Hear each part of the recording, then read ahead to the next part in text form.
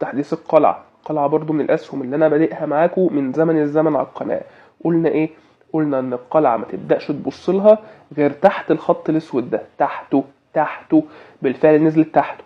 قلنا بس كده؟ لا، بنستنى المؤشر التاني. هما حاجتين: تحت الخط اللي انت محدده، تاني حاجة بداية ارتداد وبداية ظهور مشترين. عندك الشمعة الخضراء دي بعدها دي تدل ان في مشترين ظهروا، من هنا كنت تقدر تخش.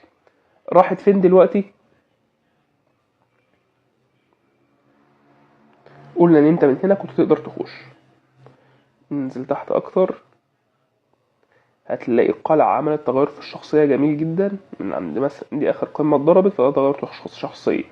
يبقى القلعة رايحة فين؟ القلعة هابطة تسد الفجوة اللي هنا، يعني هتنزل التلاتة 3 جنيه 25 قرش، 3 جنيه 25 قرش، ومنها هترجع تصعد تاني. تقدر تعلق اوردرات شراء من 3 جنيه 25 قرش على القلعة. ده تحديث القلعة.